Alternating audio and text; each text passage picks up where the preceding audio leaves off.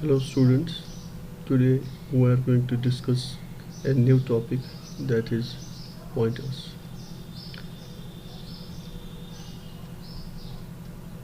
So let us know what are pointers. Pointers are variables. That is by the sentence that pointers are variables means they are memory locations because variable is a memory location. So pointers are memory locations that contain address of other memory locations. So pointers are variables that contain address of other memory locations.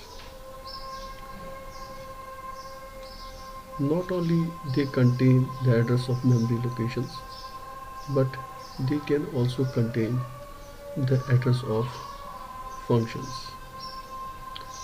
Then the memory locations or the functions whose addresses are contained in pointers can be used to access them. That is, pointers can be used to access the memory locations or functions whose addresses are stored in them. So pointers are variables that contain addresses of other memory locations or functions and can be used to access them. By accessing a memory location, we mean input, input it, display it on a user screen, or use it in a assignment statement. Memory locations can be created by two methods. One is statically and other is dynamically. The method that we have used so far is the static memory creation of memory locations, in which we declared a variable using a declarative statement. By creating a memory location, I mean statically, I mean giving a name to a memory location which we have declared. Actually, I have explained what happens in the background. That is, when we give a declarative statement, the operating system is requested for that much amount of memory, and if the memory is available, the operating system provides that memory. The operating system also supplies the address of that memory.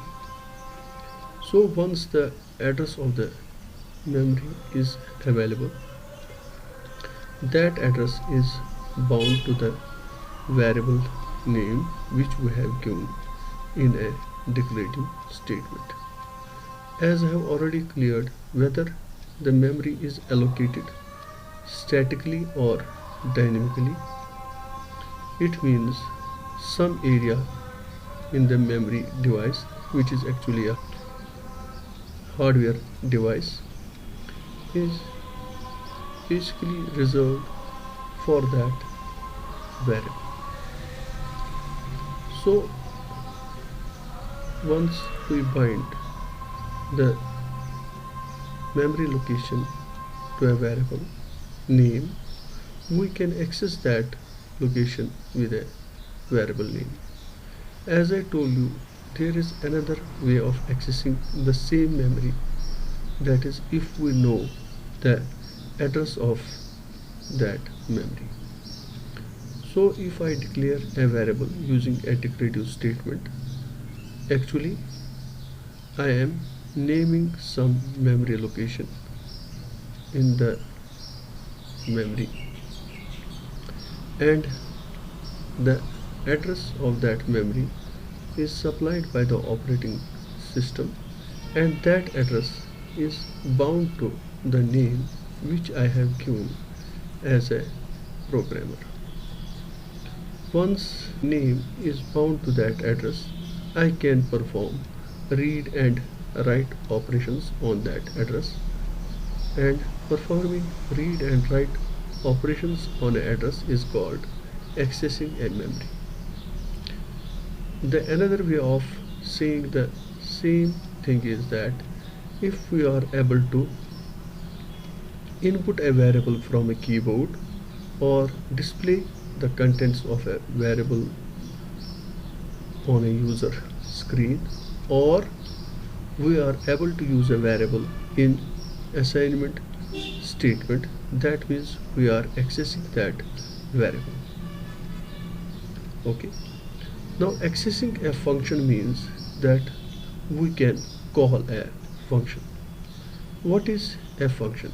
It is actually set of statements or set of lines of code.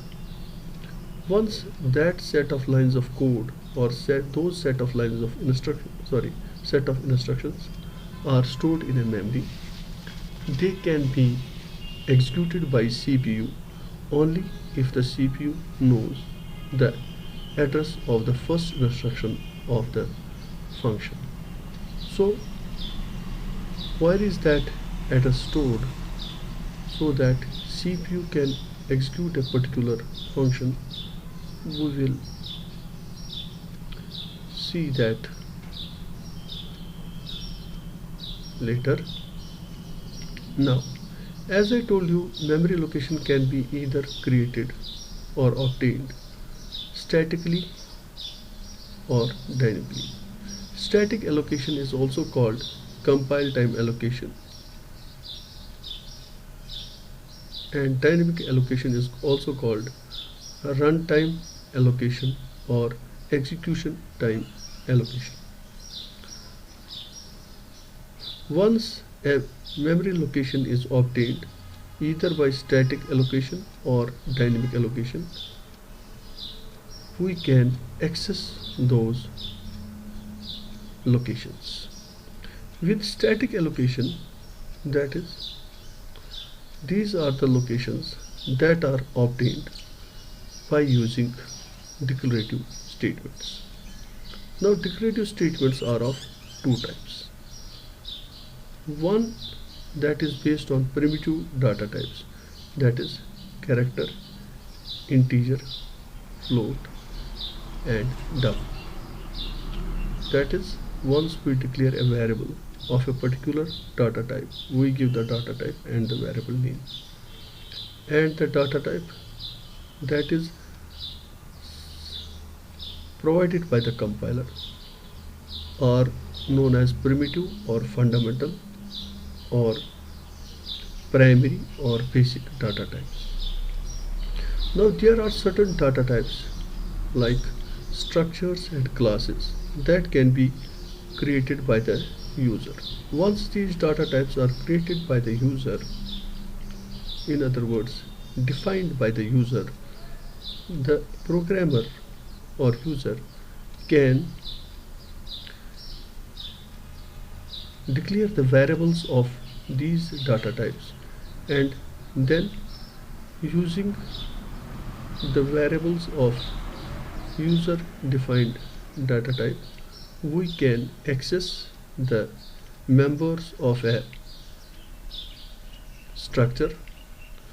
Now for a class we don't call variables, we call objects. So using the objects we can access the members. So declarative statements are basically of two types, that is declarative statements based on primitive data types that are provided by the compiler, and declarative statements based on user defined data type, and these data types are created by the user or programmer. Now another type of or another way of creating variables is creating them dynamically. So variables can be created statically using declarative statements, or they can be created dynamically. Dynamically, they can be created by using memory allocation at runtime by using the memory allocation functions that are available in C like malloc, calloc and realloc, and new operator that is available in C++. This is how we dynamically create variables.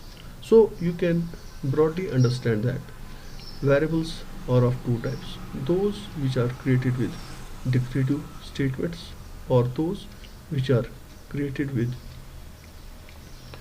memory allocation functions or operator function like new in C++. So far as static variables are concerned, that is variables created through declarative statements, they can be accessed with the variable names. There is also a second method of accessing the static variables, that is by using the pointers.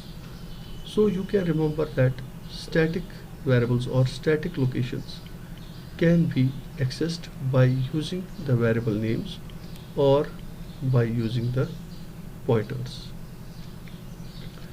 C++ also provides third way of accessing static locations, that is by using reference variables. We will see that later.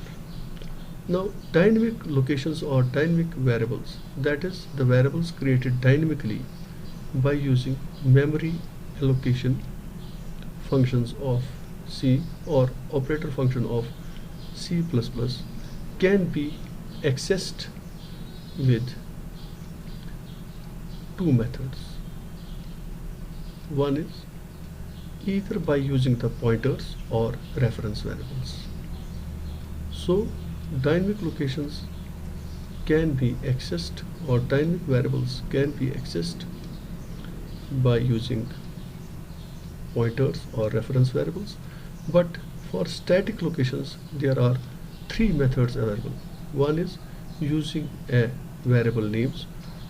These variables are also called as value variables. The variables that we created with the declarative statements that we have used so far are called as value variables. So variables are again of three types: pointer variables, value variables and reference variables. Up to now the variables that we have used are value variables, that is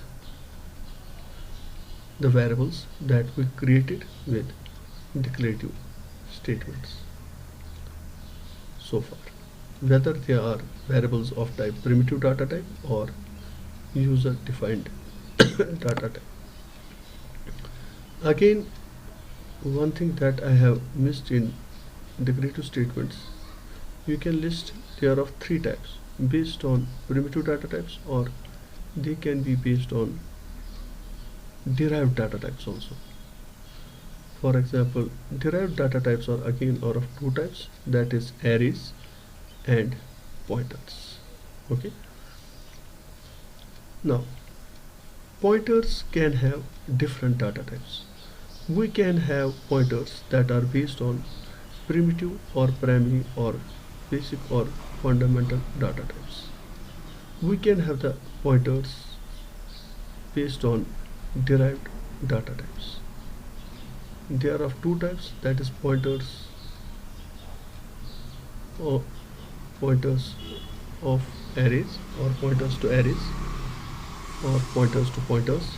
Now pointers can be also of user defined data type, that is pointers can have the data type of structures or classes. In addition to all these different types of pointers that have different data types, we have special type of pointers called as function pointers. So you should note that the pointers have different data types. Okay, that is very important once we use pointers. Pointers are not having same data type, they are of different data types. In summary, I can say that pointers are memory locations or variables that hold the address of other memory locations or functions. And then once the address of other locations or functions is stored in them, they can be used to access those locations. Accessing a memory location means inputting it or displaying it or using it in a assignment statement. This we have discussed in previous videos. And accessing a function means calling a function, okay, or using a function. We will see later how we create memory locations statically, that we have done so far, and then we will see how we create a memory location dynamically. Now, two issues that are linked with the pointer, as is clear from their definition, that pointers can contain addresses. Now, how do we obtain the addresses of static locations and dynamic locations, or how we obtain the addresses of static variables or dynamic variables? You can take it one and same. Okay. Now, second thing that is important for pointers, then how do we use pointers to access these locations or functions? First issue is how we get the address of memory locations or functions so that we can put it in pointers. And second is, once the address is stored in the pointers, how the pointers can be used to access the memory locations or functions. So if you focus on this definition, pointers are variables. This means they are memory locations. They contain addresses. The issue here is how to get these addresses. Now, they contain addresses of what? They contain addresses of memory locations or functions. Now, how do you get address of memory locations or functions is an important issue. Now, memory locations can be of two types. One is that are created statically using a declarative statements, or one that are created dynamically using the memory location functions or operator functions. And once we have got address of the memory locations or functions within the pointers, then how can we use the pointers to access them? Accessing a memory location means inputting it, displaying it, or using it in a assignment statement, that is actually performing read and write operation on the memory location. And accessing a function means actually executing a function. And for executing a function, one should know the address of the first instruction of the function. Okay, I hope this is clear. Now, whether the variable is static or dynamic, static variables can be accessed by three methods. One is the name of a variable, that we call as a value variable. Second is through the pointers, and third is through reference variables. So for accessing the static locations, that is the locations that are created with declarative statements, there are three ways of accessing it. One is value variable, second is reference variable, and third is pointer variable. What we have used so far is a value variable. Okay, then dynamic locations can be accessed with two methods only, because for dynamic locations you don't give a variable name, you simply have the address of that location and you can access it. And the two methods that are used for dynamic locations are reference variable and pointer variable. Okay, now the first issue that is linked with the pointers is how to obtain the address of a memory location that has been created statically using a declarative statement. Memory location, let us first discuss how we get the address of a memory location that has been created statically, that is using a declarative statements, whether of a primitive data type or derived data type, or what you call is user defined data type. Now for this we have to use a address operator. This ampersand operator is called address of operator, and it is used to find the address of any memory location that has been created statically. Okay. Now we can obtain the address of variables of primitive data type. If the data type is of the variable is a int, char, float or double, we can obtain its address. How? By using a address operator on it. This I will show you practically. Or the variables of the user defined data type.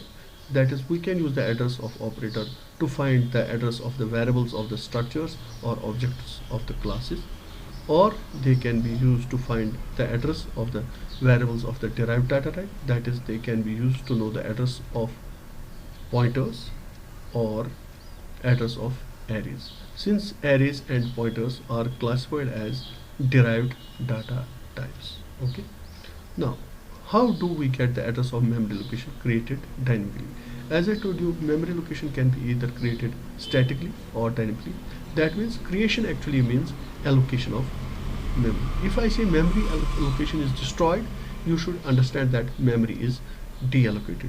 So if I say that variable has been created, you should understand that I am saying that memory has been allocated to the variable. And if I say variable has been destroyed, you should understand that memory has been deallocated from the variable. Now if I say memory location has been statically created, it means I have used declarative statements to create a variable, whether the variable is of type primitive data type or user defined data type or derived data type. Since there are three types of data types available in C, one is primary data type, second is user defined data type, and third is derived data type. Primary data types are of four types: character, integer, float and double. User defined data types are of two types: structures and basically classes. And derived data types are of two types: one is pointers and one is what you call arrays. Some books I have read, they put functions also in derived data types. Now memory locations that are created dynamically, how do we obtain their addresses? The address of these locations is returned by or given by the function or an operator, new operator, used to allocate memory and is assigned to a pointer. So we don't have to use address of operator in case of dynamic locations. The address of those locations will be given to us by memory allocating function or by the operator function. Okay. Next, now how is the address of the function obtained? I told you pointers store addresses of memory locations or functions. So we have seen if it's a memory location, how we obtain the address of a memory location, whether that has been created statically or dynamically. For statically created memory locations, we obtain address by using the ampersand operator, and for dynamically created what we call locations, we obtain the address from the function, or that function that is used for allocating the memory returns the address, or the operator, that is new operator used in C++ for allocating the memory, returns the address, and we can obtain that address and store that in a pointer. Now how is the address of a function obtained? This is a bit technical. Once we create a function, we give the function a name, and what C compiler does internally, it creates a pointer with the same name as the function name and stores the address of the first instruction of that function in that pointer. So I think it's clear. The C internally creates a pointer, that is, it creates a memory location or allocates a memory location. As I have told you, creation means allocating, and gives the name of the function to that location, that is, binds the function name to that location. So now the function name, there is a memory location whose name is given by the function name, whose name is the function name, and that location contains the address of the first instruction of the function. Okay. Now, if I know the address of the first instruction of the function, I can give it to the CPU, and CPU will execute that function. And I think this will be more clear once I talk about function calling and return mechanism, what we call as function linkage. And once I have a video uploaded on that, it will be further clear. But right now this is enough for you to understand that the C compiler creates a pointer with the name of function, same name as the function name that we are defining, and then puts the address of the first instruction of that function in that pointer. And so I have a pointer available whose name is same as the function name, and that pointer contains the address of the first instruction of that function, and that pointer can be used to access or call a function that we have been doing, and the address of that pointer can be stored in a special type of pointer called as pointer to a function, so that we can now also call the function by using pointer to a function. As I told you, pointer is a variable or a memory location that contains the address of another location, another memory location or function. So you should remember, because most of the books write it like this only. They write pointer is a variable that contains the address of another variable, but it is an incomplete definition. Pointer is a variable that contains the address of another memory location or another function. Okay. Now, once we have put the address of a memory location or a function in a pointer, then how can we access a memory location? Let us see that first. Now the address obtained for the static or dynamic location can be stored in a pointer. We know the address of the static location is obtained by using an ampersand operator, and address of the dynamic location is obtained or returned by or given by the function that is used for allocating or creating a dynamic location. Okay, and once I get the address of that location, that can be stored in a pointer. Once the address in the pointer, now important thing is that if I create a variable statically and I store its address in a pointer, the data type of the variable and data type of the pointer should match. Okay, even if I create it dynamically, the data type of the pointer should be relevant, so that the dynamic location that has been created, whether that dynamic location is an integer location or character location or float location, or it is an array, or it is a point, or it is a what you call a class variable, or sorry, it's a dynamic object, or it is a structure variable. Once I obtain its address, I can store it in a pointer, but the data type of the pointer should match with the data type of the static location or dynamic location. This is important thing. Then only I can store the address of the static or dynamic location in that particular pointer. Okay, this is important thing that a programmer should keep in mind, that data type of the pointer and the location should be same. Once the address is stored in a pointer, it can be used to access the location by using, for static locations which are of type primitive data type or derived data type, we can use star operator on primitive and derived data type to access primitive and derived data type variables, or we can use arrow operator on user defined data types. So for static variables of the type primitive and derived, we will be using star operator, and for user defined data types we will be using arrow operator. Same in case of dynamic objects.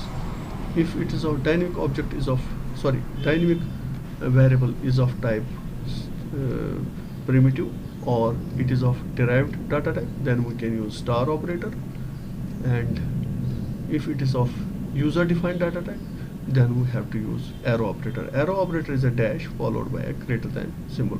Even though these are two symbols, but it is a single operator and we call it as a arrow operator. Okay, and this is called as a star operator. Okay, as you know, star has another function also, that is it performs what you call multiplication.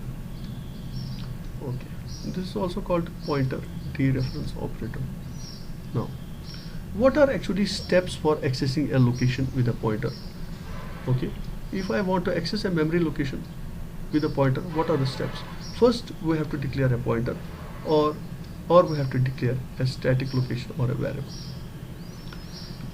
or create a dynamic location or a variable. So you should declare a static location or you should create a dynamic location. That is, you have to create a static location or you have to create a dynamic location by using memory allocation functions or operator new. Once you have created a static location by using a declarative statements, or you have created a dynamic location by using a memory allocation functions or operator new, and you have created a pointer or declared a pointer. So these two steps are interchangeable. Okay, in case of static location, but in case of dynamic location, you have to create a pointer and you have to create a dynamic location simultaneously. Now we'll see that step later, but you have to declare a pointer and you have to create a static location and or create a dynamic location. Once the static location or dynamic location has been created, then we need to place the address of that location in a pointer. That is the third step. And the fourth step is that we can access that location using a star operator or arrow operator. The star operator in case, or pointer dereference operator in case of what you call, if it is a primitive or basic data type or derived data type, and arrow operator in case it is a user defined data type. Okay, now next, how do we access a function? We store the address of a function in a pointer to a function. Now the pointer to a function, this is a special type of a pointer, we call it as a pointer to a function. Now how we create that, we'll see that later. And then we can use that pointer to call a function. Calling a function or using a function is called accessing a function. So you will first create a pointer to function, then you will place the address of a function in that pointer, and then you will access the function using that pointer. Same step is for the memory location. You create a pointer, you create a memory location, you put the address of the memory location in the pointer, and then use the pointer to access that memory location. Now there are as I told you, in C it supports three types of variables. That is, you can access the memory location by three ways. One is value variable that you have already used so far. Then there's a pointer variable which we are going to see today, and then there's a third variable called variable alias or reference variables. Now these are again the what you call variables. These are the second names given to the value variables.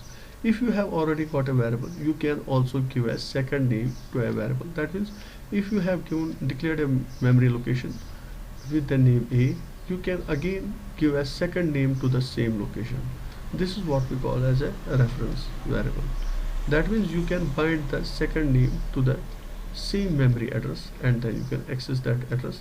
We'll see that practically and you will understand. So you can understand that, keep in mind that reference variables are nothing but the names, second variable names given to a location that already has a name or does not have a name.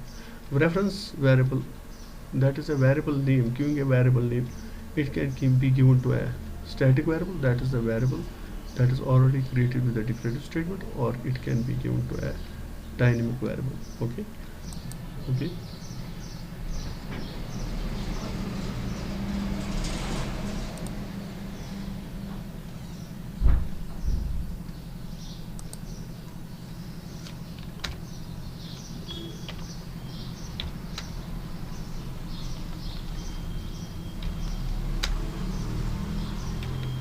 Let us first declare a primitive variable, that is integer variable, int a. Okay, I'll start your exercise with the reference variables. Okay, now I access the a. I say I'm using a C++ now, so I will include IOStream dot h. Okay, now I will input a. I will say cin a. Okay, let me watch.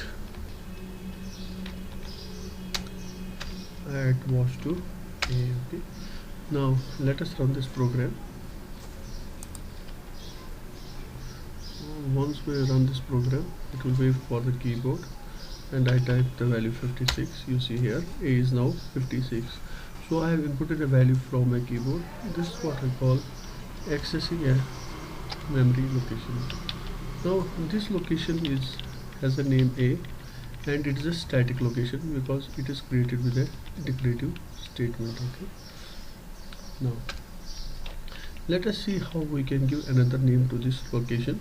I have to give the data type first of the reference variable, then I have to give ampersand symbol. Here ampersand symbol indicates that it is a reference variable.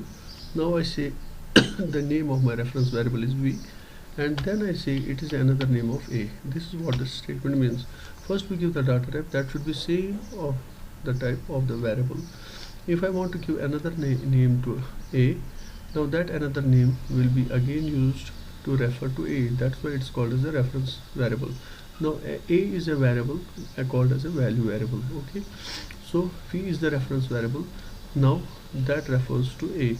How did we do it? We have to give the same data type as a and same data type as is a data type of variable for which we want to create a reference variable. Now I give the name of my reference variable as v, and I say equal to a. This equal to does not mean that I am assigning value of a to v. This here means that I am giving the a another name v, and this ampersand between the data type and the variable name signifies that this is a reference variable. So the a will be having now two names, one is a and one is v. Let us see it practically.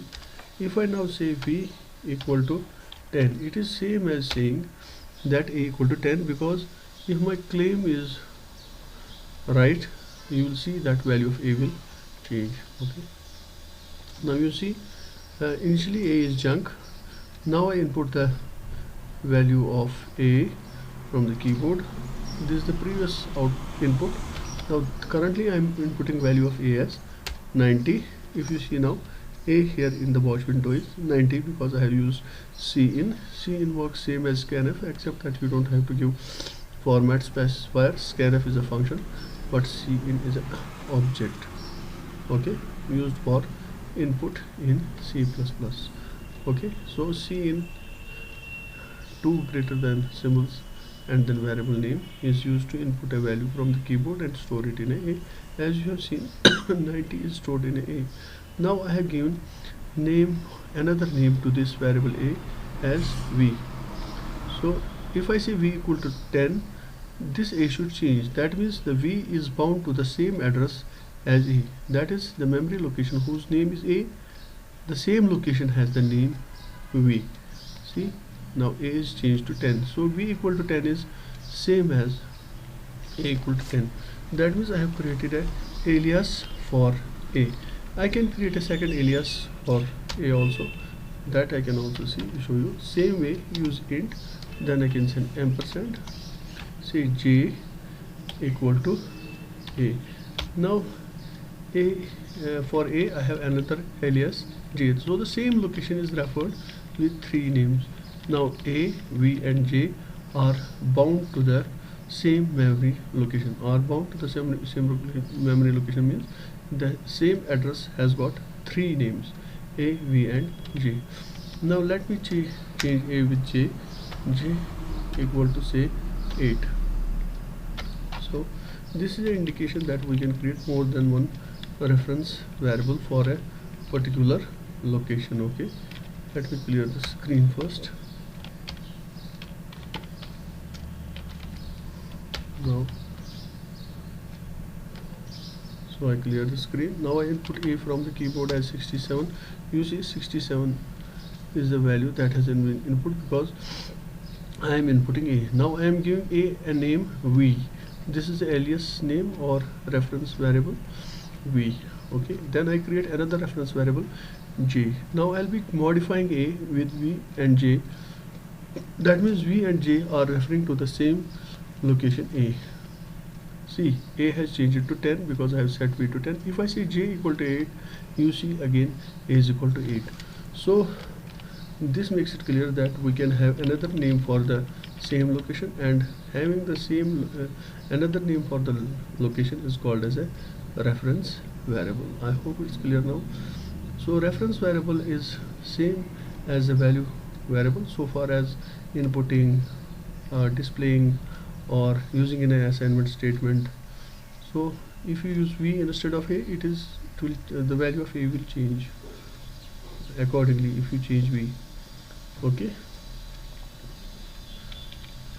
and j is, you can create as many reference variables for a particular location. That means you can give more than one names to the same location. That means the same location can be what you call accessed using a reference variable. This is same as pointers so far as access is concerned, and so far as the method of access is concerned, it is same as value variable.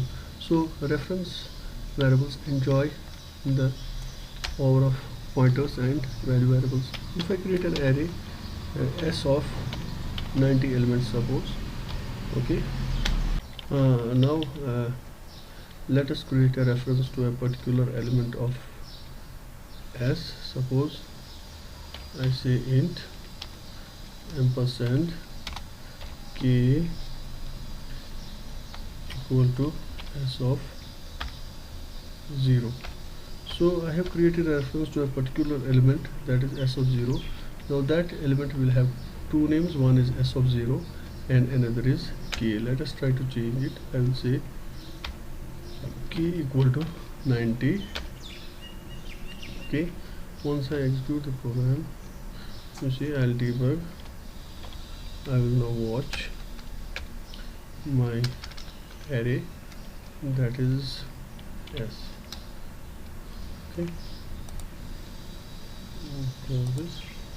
Okay, now see what happens. The array s has been created. Okay, I remove this from the word, and you see there are chunk values in all this, and this is the first element, that is s of 0. Okay, now first it is a previous alias for a, and if you see a has set to 90, then a again changes to 10 and a 8. Now this is the statement we want to see. Now k is a reference to the first element of the array. You can create a reference to a particular element. Okay, this is how we create with a reference to s of 0 or s of 9 or s of up to s of 89. We can create a reference to a particular element. This is not whole array, we are creating a reference to a particular element. So s of 0 will have another name as k. If you see, s of 0 is now 0, and once I set k equal to 90, since k is the alias of s of 0, you see s of 0 will change to 90. Okay, this is the indication that k is the alias of s of 0. That is, the same array element can be referred now with two names. One name is s of 0 and another is k. This is all about what you call reference variables. So a same memory location can be referred with another name. So a memory location can be referred with the name with which it is declared, or it can be referred with another name that is called as a reference variable. Okay, so but whatever changes you make through reference variable will be reflected in the original variable. Okay, for the array we created a reference for a particular element. Okay, now let us see the concept of pointers. First, there should be a location. Okay, we already have a location a. This is the first step. Declare a variable or declare a pointer. Next, we declare a pointer. We say int p. So data type of a is int and data type of p is also int. Now to indicate that p is a pointer, we have to place a star here. This is the difference between the ordinary variable and a pointer variable. That is, the name of the pointer variable is to be prefixed with a star to indicate to the compiler that this is a variable which will be storing integers. but it will be storing the addresses of the variables which store integers. So now P is capable of holding the address of any variable, not A, but any variable which is of type integer. Now suppose I have got another integer variable int f. Okay, now I have got two variables that have been created statically. As I told you, memory locations can be created statically as well as dynamically. Today we will do exercise with how we create memory locations statically. That is, we have defined declare two variables, and I told you for creating locations statically you have to use what you call declarative statements. Now we are declaring two locations, one with the name A and another with the name F. This was the first step, that is creating a static location and creating a pointer. I have shown you how to create a pointer. You simply give the name of the pointer preceded with star, but the data type of the variable should be compatible. Okay. Now let us now put the address of, now if I say P equal to ampersand A, as I told you, ampersand is used to obtain the address of the static variable. Okay. How? If you use ampersand A, it will get the address of the A and assign it to the P. Assigning it to the P means you are actually changing P. Initially the P does not hold any value, it will be having the junk value. That means this pointer will be pointing to some memory location whose address we have not given, but it will be pointing to some location. Such we should never leave pointers uninitialized. This is a bad practice. So it's a good practice actually to initialize the pointers to null value, or we can say zero value. Okay. Now if you see here, let us watch this. Now Alt D will watch, we'll see what is in P. Okay, so that now if you see P is a pointer, it is showing some value like this. This is something that will be not known to you if you are a beginner, or if you are a architecture student, then you can understand that this is segment address and the offset address. But let us simply understand that P is holding a some address. Okay, once we see, initialize it to, now P is initialized to null. Okay, that means it is not pointing to any address. The address that was in the P, that was a junk address. As you know, as I told you, pointer is itself a variable. So one, and it is itself a memory location, and it is now P is bound to some memory location. That is some memory location that will be storing the address of another memory location. Now we have got a memory location A.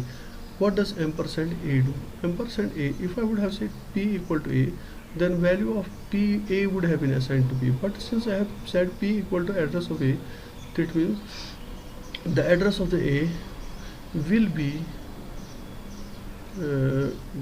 got through the address of operator. This operator will act on the A, it will get the address of the A, and that address will be assigned to P. If you see now, P will change after this.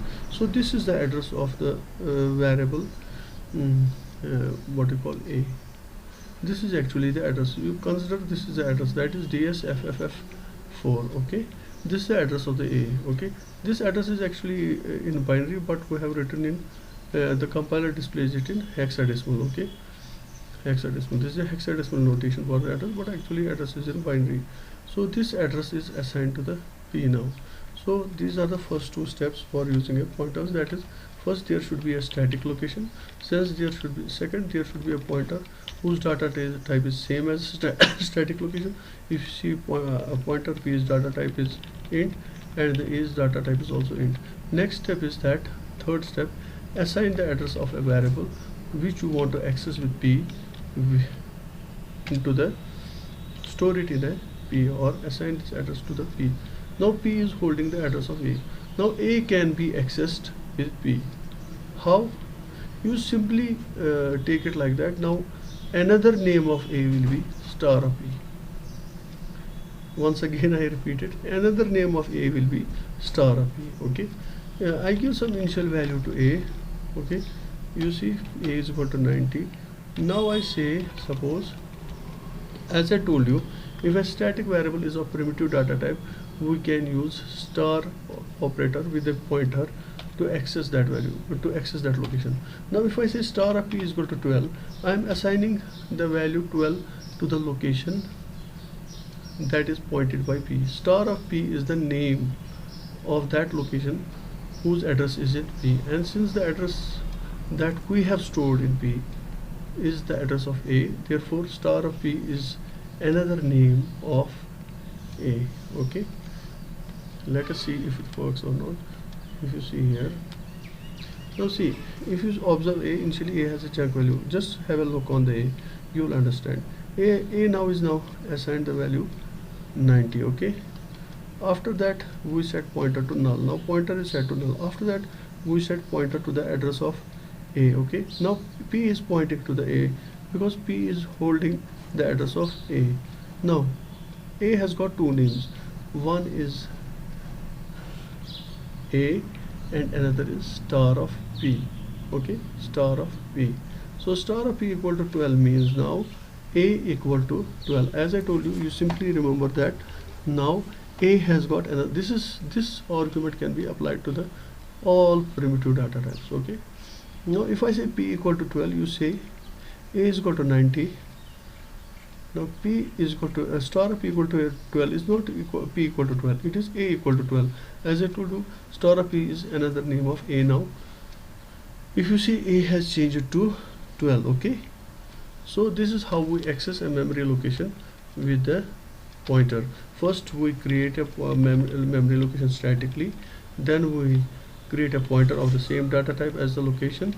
Okay, the third step is we assign the address of that location into the pointer, then we access that location. Accessing a location means inputting, that is inputting using a cin or scanf, or displaying using a cout or printf, in case of C, printf and scanf, and or we can use it in assignment statement.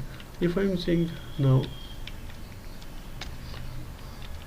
I can use say star of p equal to, note the important difference here once again is that if I say p only, that is different thing. If I say star of p, that is different thing. P means the pointer itself. If I say cout p, it will display what is the p, and that is the address of p. And if I say now star of p, that means a. P means a pointer, that is the memory location with the name p, but star of p means the memory location whose address is in p has the name star of p. Okay, I think that is clear now. Now let us create another variable which is of type character. Say character, say L equal to O. Okay, I can say character L. I have created a memory location of type character, or I create a variable L and I have stored O in it. Now how do I access it with a pointer? The rule is, again, you have to create a pointer which is of the same data type of L. Okay, so data type of L is char, so char, I say char of b. Now b is a pointer, so you have to prefix it with star, that indicates the pointer, otherwise it is a character variable. Now we have created a static location which holds a character, and we have created a static location, we have created a pointer. Next is put the address of L using a ampersand or operator and assign it to b. Okay, this step is the third step. Now we access L. How? The name of L is now star b. I think this is clear now. We can say star of b equal to, say, let us use get char here, f flush, because stdin. Okay, now I use the input function get char. Okay, I can say star of b is equal to get char. This is how we use get char, we have already shown it. Okay, now let us run the program and see what happens. Okay. Now let us watch alt D, and let us watch what we call the name of the variable. Name of variable is L. Let us see what is happening in L. So initially I created a character variable L and assigned a value O. If you see here, L is being assigned a value O.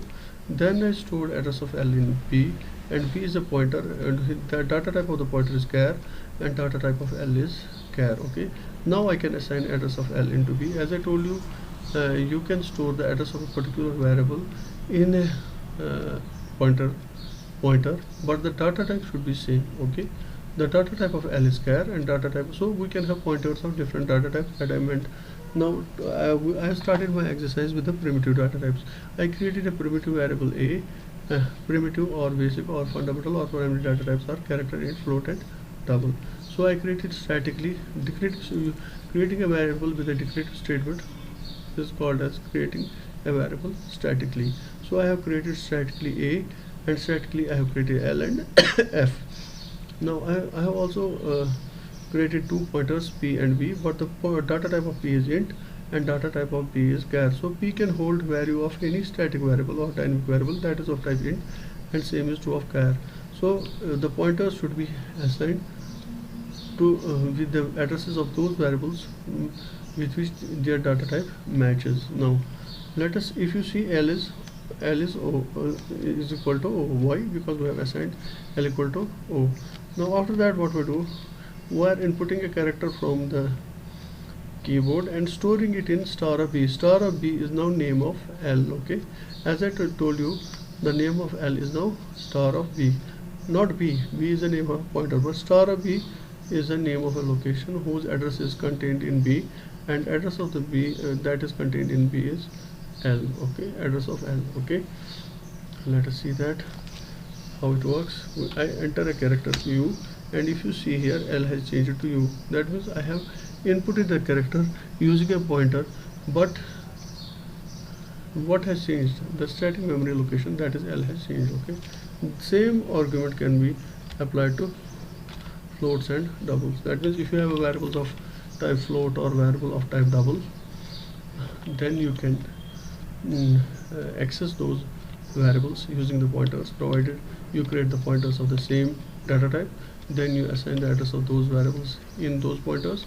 Then the name of those variables have now got two names. One is your own name, and second is the name of a name given through pointer, that is star and pointer. Okay, now let us do all the three methods together so that you can understand. So suppose I have the same character variable L. This I can change L. Now this location L can be changed to any value. So suppose I assign it to P. I assign it a value P. Can change this. Now I can say char of ampersand of V. So I am creating a reference variable equal to L. So I am giving L another name V. Now I will access L through three things, that is the L itself, or with a pointer, or with a reference variable. Okay, how we do it? Let us see. This example clarifies how we can access the same memory location by using three methods.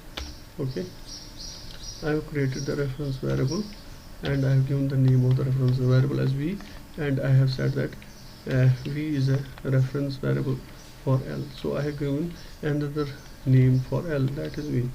Let us see if it works. See here, if you just watch L, because we are concerned with the L here. Initially L has got some junk value. Now L is assigned a value O, and I'm clearing the screen. Now if you see, I have given a reference variable name V to the L. So L can be also accessed with V. Okay, now if you see L equal to P, this is accessing the L with its name only. So if L is 0, now it will change to P. Okay, this now I say V is equal to S, character constant S. Since V is another name of L, because I have created a reference variable V, and L is assigned, L has been bound to the same variable name, reference variable. Now if I change the reference variable, now I can change L with V itself. So L has got two names, L and V. If you see a V, I have assigned value S to the V. This is actually I have assigned value S, a constant S to the L. See, I changed. Now if you say B is equal to ampersand of L, that means what I am doing is I am putting the address of L into B. Okay, once I put address of L into B, now B is a pointer, and pointer can be also used to access the variable whose address is stored in the pointer. Now since address of L has been stored by the programmer, that is me, in the pointer, now how we access with the pointer, that is the star operator. The name of the variable becomes now star of B. So L's name is L has got another name now, star of B. Okay, so if I say star of B is equal to get character, you will see whatever character I put here, see, L has changed to I because I have inputted I. This is how we access the static static variable with its name, or with a reference variable, or with a pointer. Okay, now let us, this was true of primitive data types. Primitive data types are char, float, double and integer. So the same method can be applied to all the four types. Now let us write the first one again.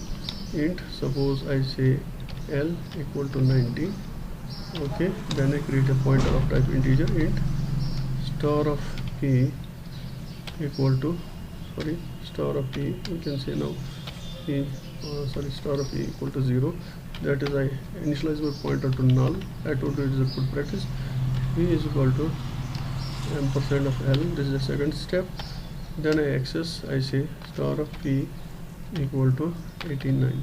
This is true of all the primitive data types. You can use characters like this, integers, floats and doubles like this.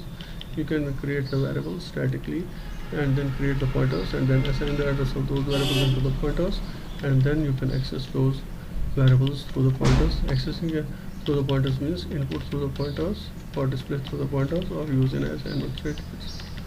Okay, now let us see what happens for structure. As first we define a structure. Okay, I say student, I'll use only two variable names here as two members only. Int int say roll number, and I can say int say marks. I'll use only two, okay, for simplicity and understanding. Then I can say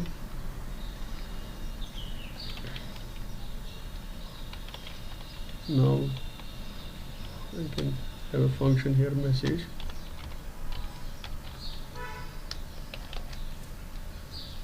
which does not return anything, and it simply displays a message on the screen. One important thing that I forgot is that at the end of the structure declaration there should be a terminator. Now this is function definition within the structure. This function has got the first part, that is the declarator, and the second part, that is the body. This I have explained. Okay, then I can say cout, say hello. Now let us see how we now we create a static variable. First we have to create a variable of type student. Now this is a declarative statement again, because we have created a user defined data type student. Okay, and I create a variable, suppose s1. Okay, this is the first step. That is, first you should create a variable of the user defined data type, same way as you created the variable of a primitive data type. Okay, then you created a pointer of the primitive data type. Say if you created variable L of type integer, then you created the pointer P of the type L. So in this case you will have to create a pointer of the type student, because student is the data type. Student star of say pp. Okay, now pp is a pointer because it is a name is prefixed with a star. but this is a structure pointer. This is not an integer pointer. P is an integer pointer. Okay, the first case was primitive data types. Now I am coming to user defined data types. Now P is a pointer of type primitive data type. Okay, what's the next step? Next step is that you have to put address of the variable s1 into pp. For that you have to do ampersand s1. Okay, pp is equal to ampersand s1. Okay, now you put address of s1 into pp. Next step is, first step is create a static variable. Now you have created a variable, structure variable. Then you have created a pointer of the same data type as structure variable. That data type of the structure variable is student, so data type of pp is also student. Third step is that you assign the address of a structure variable into the pointer. This you have also done. Now fourth step is access. Now you have to access s1. How do we normally access s1? Let us see that first. Let us see how we access the roll number. I say s1 dot roll number is equal to 20. Okay, this is how we access the structure variable. We have already learned that. Okay, then I can say another thing. I can call a function with s1. I will say s1 dot message equal to message, then call it. Okay, let us see if this works. Okay, this is working. Now let me watch. Alt D watches and watch for what? For s1. Okay, if you see s1 is a variable, it has got two data members. One is the roll number and one is the marks, and it has got a one member message. Okay, now let us see if roll number changes. See, s1 dot roll number equal to 20. That means I am accessing the roll number of s1. Okay, so that becomes equal to 20. You see here roll number has changed. Can I call the function of structure through s1? Yes, you can. You have to simply say s1 dot message. Now see, message is called, and you can call a function, and if you see, it will be displayed on the screen also. Then now, so we can access our structure variable, members of a structure with our structure variable and dot operator. Okay, and followed by the member name. Okay, now let us try to do same thing with the pointer. So instead of structure variable, because the address of the structure variable we have stored in pointer pp, I'll be using the pointer pp. But you cannot use dot operator on pointers. Okay, and in case of user defined data type, we don't use star, we use a arrow operator. So I'll say p arrow of roll number and pp arrow of message. Let us see if this works. Actually I am accessing roll number and message of structure variable s1. How? Because I have stored the address of s1 in pointer. Okay, let us see if it works. You see here. Now if you see, this is my student structure variable s1. I have assigned the address of s1 into pp. Now my accessing the roll number with pp. I could access it with s1. I have shown you. See here, the value has changed to 20.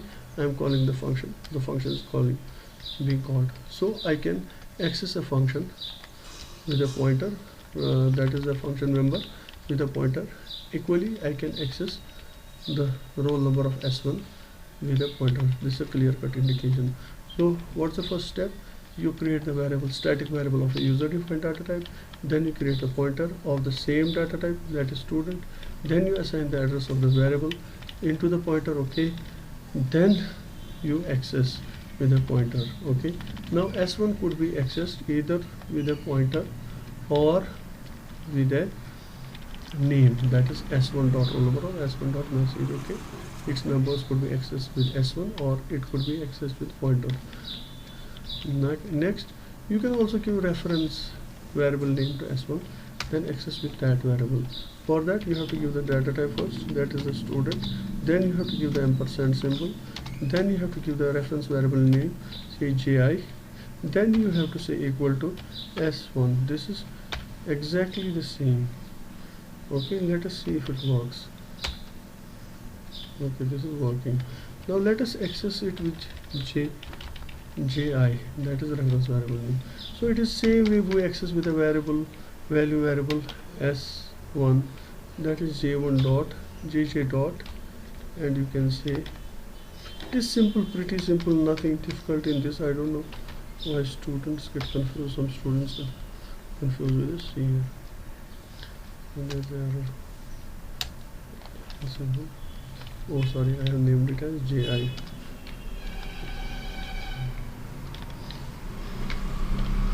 You can see working. We'll close it. See here, now I have got a structure S1 and it has got two members, that's roll number and marks, and this was another what you call function message.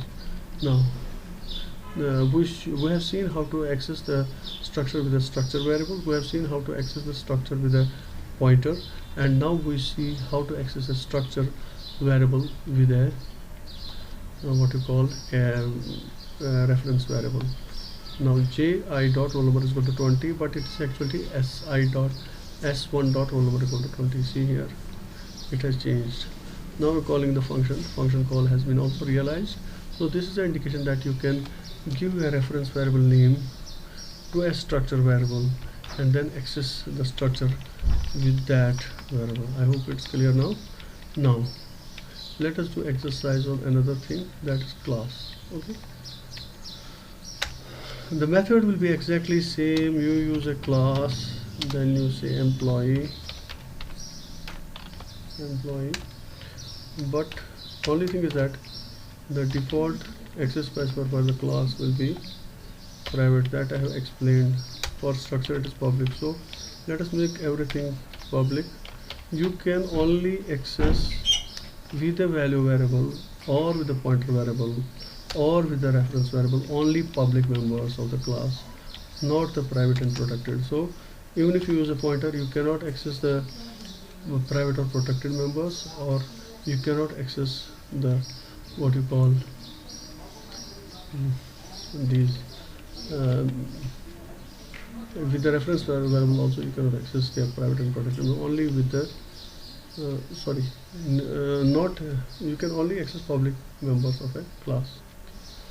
Private and protected are not accessible either through value variable or reference variable or through pointer. Now let me have two numbers here, that is integer eid. Okay, then I will keep integer salary. Okay, then I will keep one function void message. Okay, and then I will keep this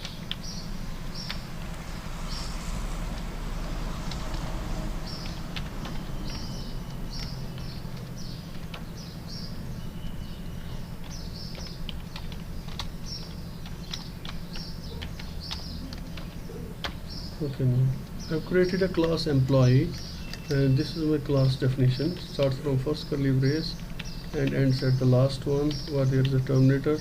Now this class has got three members. It has got two data members and one function member, that is message.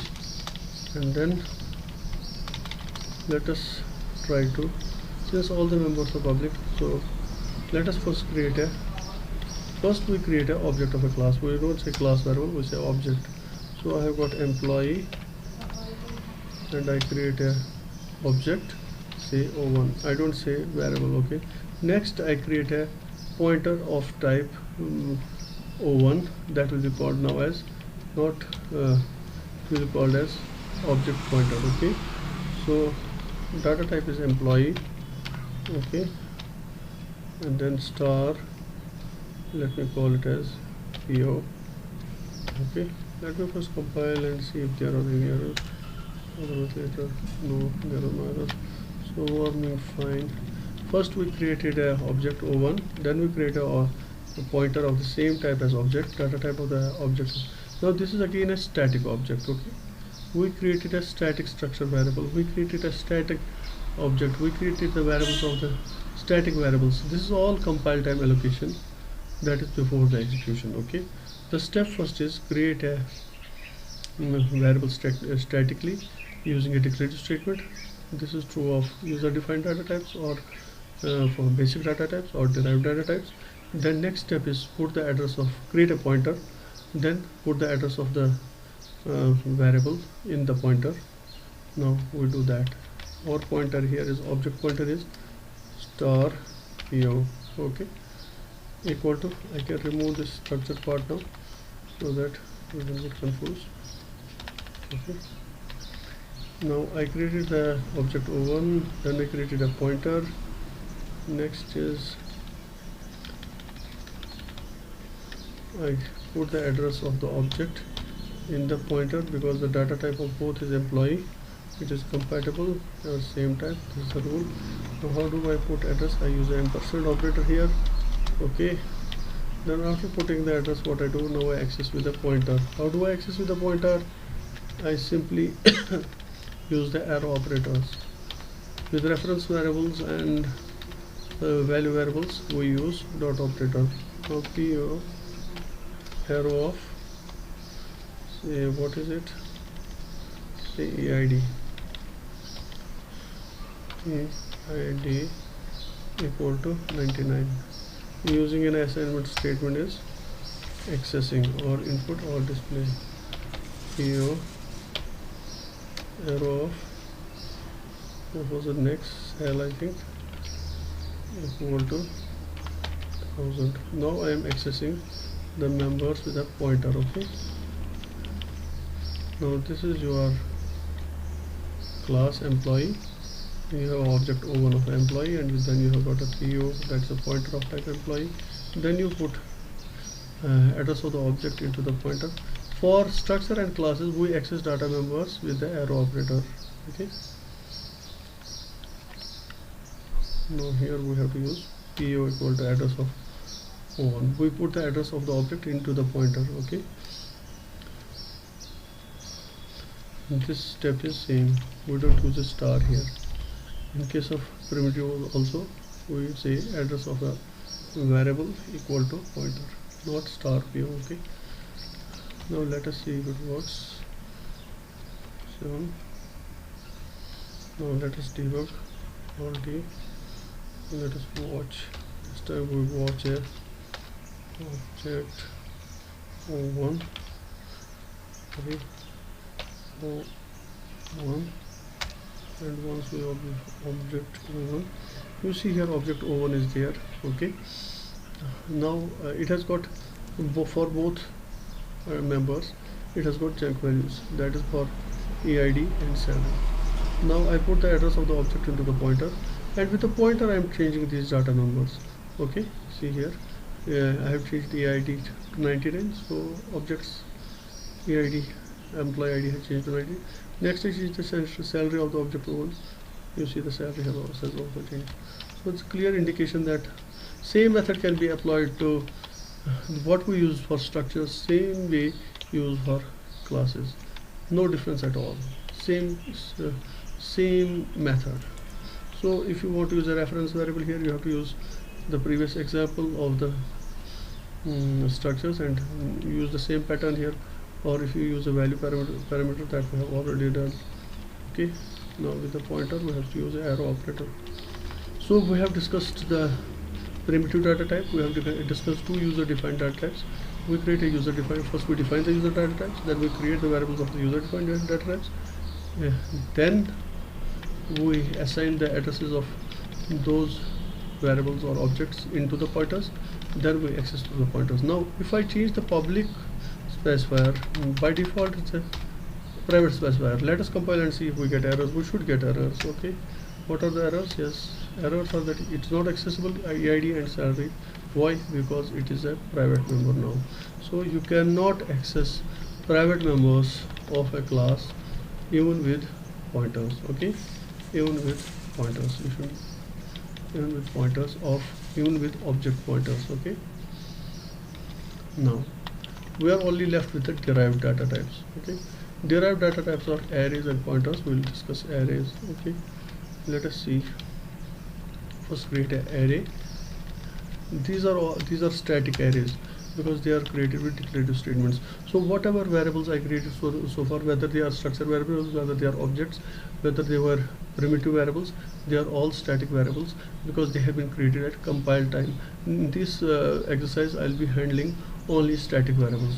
So I now go to derived data type, int a of 100. So this is my array of 100 elements, or let me keep it 10 so that we can watch it easily. Now what's the next step? Create a pointer of type int star of p. Put the address of the first element, that is a of 0 into p. There are many other address of the first element, that is ampersand a of 0 into the p. This is the first variable whose address I am putting into the p. Now I can access a of 0 with p. Okay, I'll restrict my discussions up to this only, but there are many other things that I need to tell once we access the arrays with the pointers. This is simply I am trying to show you today that how we create a static array, how we create a pointer that can access that static array elements. And we are going to access the first element only in this exercise. Okay, first, how did we get the address of the first element? We simply use ampersand a of 0. Okay, now let us remove these things from the watch. Okay, and we will add into the watch only. Say a. Okay, a is of 10 elements. Now see here, I create the array of 10 elements. Now I'm putting address of a into p, but this will not work. What we have to do, we have to now after that, what is the name of a of 0 now? A of 0, name of a of 0 is star of p. Star of p is equal to 10 is same as a of 0. Okay, because address of a of 0 has been placed in p. Okay, you see here a of 0 is 512, it is having exact value, but the address of the a of 0 I have stored in p, and p is of pointer type int. Integer arrays also of type int. As I told you, the address of the pointer and the static variables will match, and so same is true of dynamic variable.